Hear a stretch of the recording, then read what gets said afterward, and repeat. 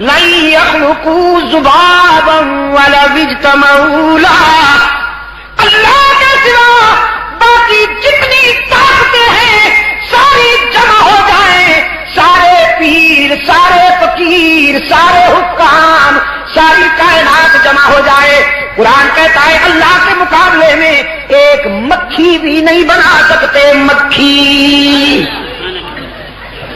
وہ لفظ کن سے کائنات سجاتا ہے، وہ لفظ کن سے کائنات بناتا ہے۔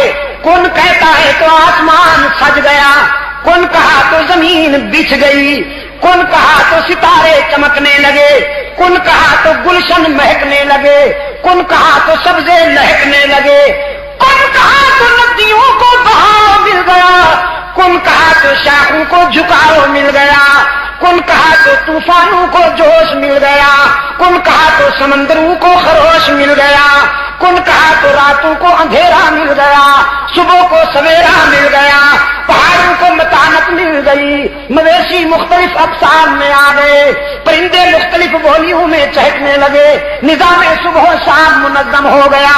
وہ لفظ کن سے کائنات سجاتا ہے اور باقی سب جمع ہو جائے، ایک مکھی بھی نہیں بنا سکتے۔ ایک مکھی تو سب کی مشکل کشائی کرنے والا کون؟ حاجت روائی کرنے والا کون؟ سب کے بیڑے پار اتارنے والا کون؟ یا اللہ ہی، اللہ ہی۔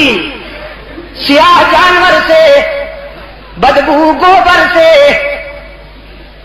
بدبو والی گوبر سے، سیاہ جانور سے، سرخ خون سے سفید دودھ پلانے والا کون؟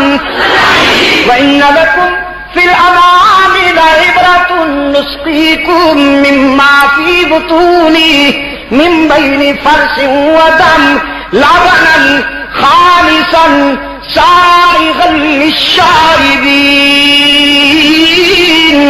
قرآن کہتا ہے دودھ کا گلاس پینے سے ایک لمحہ پہلے ذرا سوچ لینا کہاں سے آیا، کس نے بھیجا۔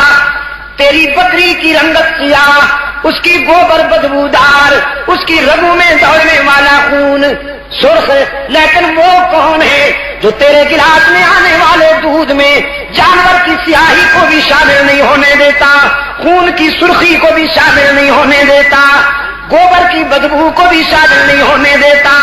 ان تینوں منفی چیزوں میں سے نسقیکم لبنا خالصا سائغا للشاربین، خوش رنگ اور خوش ذائقہ دودھ پلانے والا کون؟ انشاءاللہ جب تک ولی اللہ لشکر کے سپاہی زندہ رہیں گے، اور انشاءاللہ یہ لشکر رہے گا،